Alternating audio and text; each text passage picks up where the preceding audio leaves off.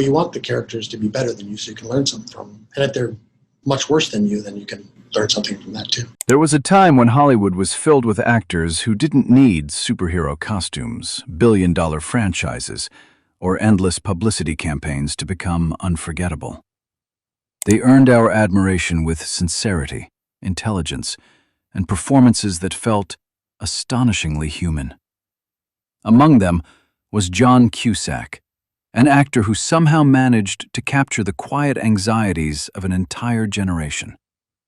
He wasn't the loudest man on the screen, nor was he the most conventionally glamorous. Instead, he became something far more enduring.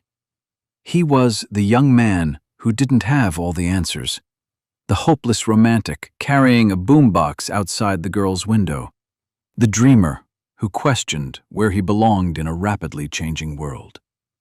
For millions of moviegoers who came of age during the 1980s and 1990s, John Cusack never felt like a distant Hollywood celebrity. He felt like someone they knew, someone they understood, and perhaps even someone they saw in the mirror. But then, almost without anyone noticing, he seemed to disappear from the center of Hollywood. The leading roles became fewer. The blockbuster headlines belonged to someone else.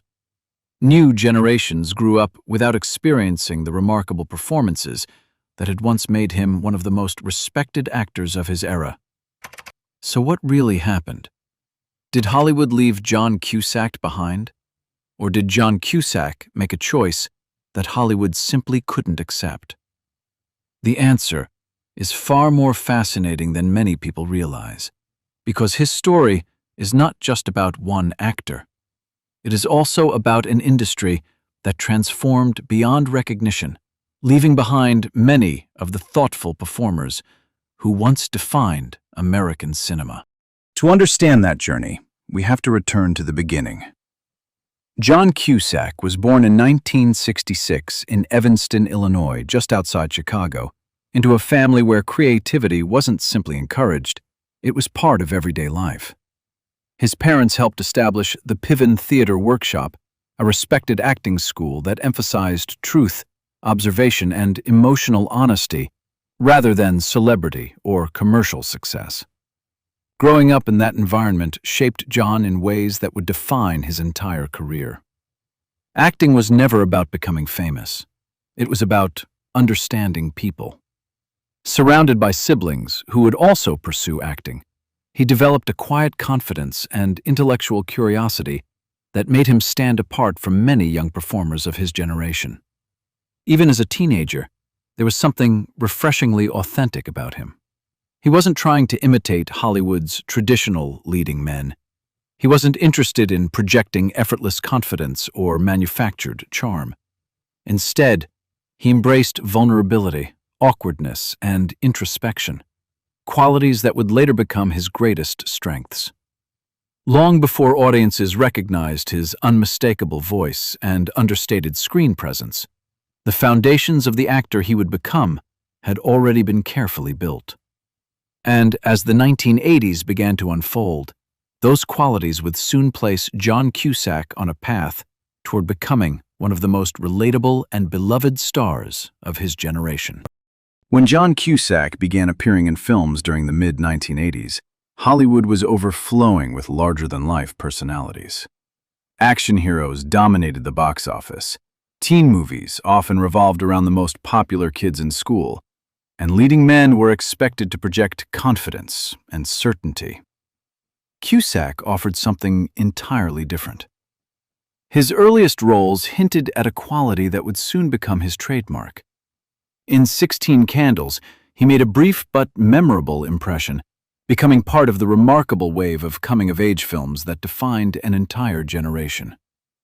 It wasn't long before Better Off Dead showcased his wonderfully understated comedic talent.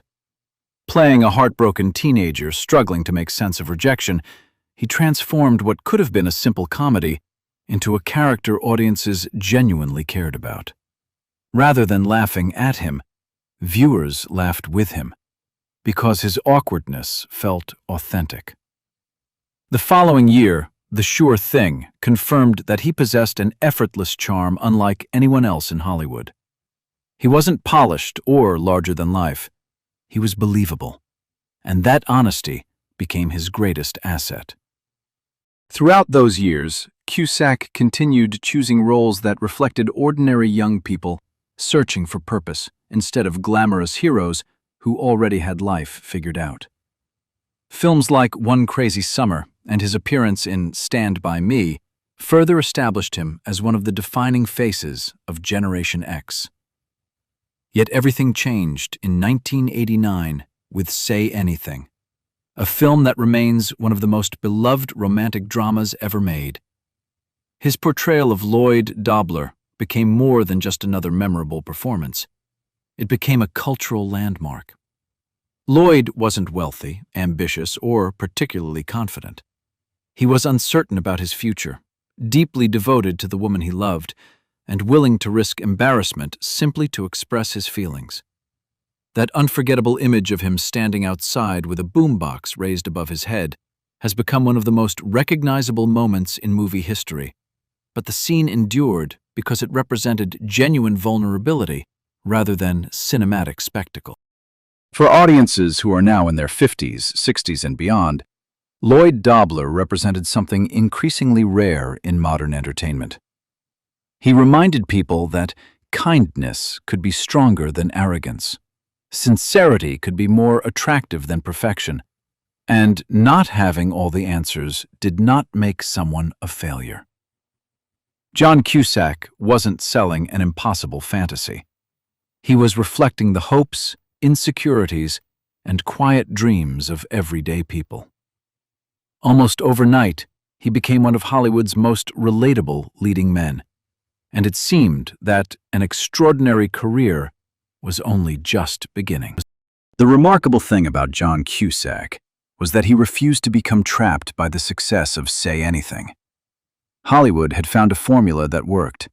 He could have spent the next decade playing charming romantic leads and comfortably built an entire career around the image of Lloyd Dobler. Many actors would have done exactly that.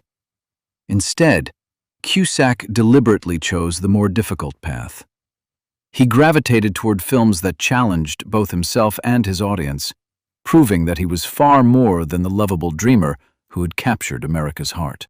The first major sign of that transformation came with The Grifters in 1990, where he stepped into a much darker world filled with deception, betrayal, and moral ambiguity. His performance demonstrated a dramatic depth that surprised critics and expanded the industry's perception of his abilities. Rather than chasing predictable box office success, he continued selecting intelligent projects that explored complicated human emotions.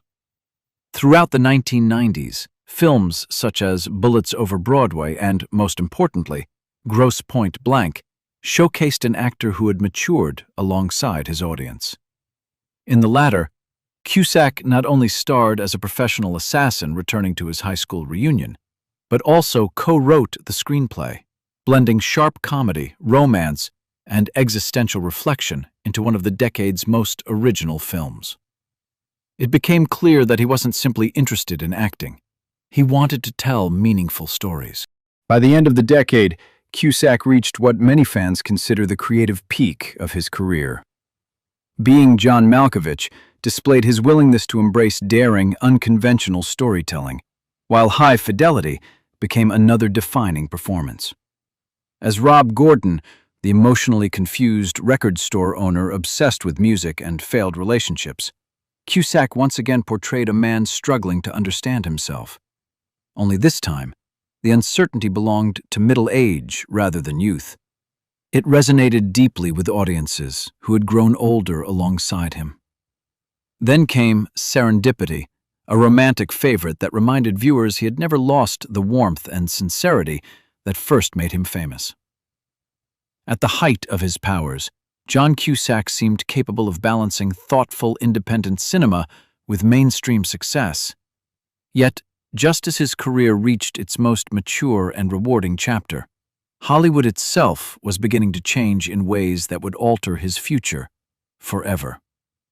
Just as John Cusack entered the new millennium with some of the strongest performances of his career, the Hollywood that had helped make him a star was quietly disappearing.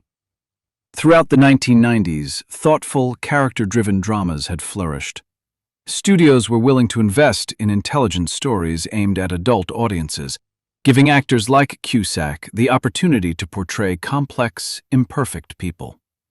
But by the early 2000s, priorities had shifted dramatically. Franchises, superhero films, and massive global blockbusters began dominating the industry, leaving far less room for the kind of mid-budget films where Cusack had always excelled. It wasn't that his talent had faded. The landscape around him had changed. He continued to work steadily, delivering memorable performances in films like Identity, the legal thriller Runaway Jury, and the psychological horror hit 1408, proving that he could still command the screen with intelligence and emotional depth. He even stepped into blockbuster territory with 2012, one of the biggest disaster films of its era. Yet, despite the film's commercial success, many longtime fans sensed that these projects didn't fully showcase what made John Cusack unique. His greatest strength had never been playing larger-than-life heroes. It was portraying ordinary people facing extraordinary emotional struggles, and Hollywood simply wasn't making as many of those films anymore. Away from the camera, Cusack also became increasingly outspoken about politics and social issues, never hiding his personal convictions, even when they generated controversy. Unlike many celebrities who carefully protected their public image, he seemed far more interested in speaking honestly than remaining universally marketable.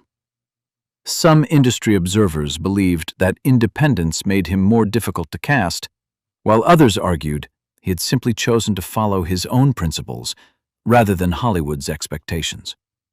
Whatever the reason, his projects gradually became smaller, more international, and less visible to mainstream audiences.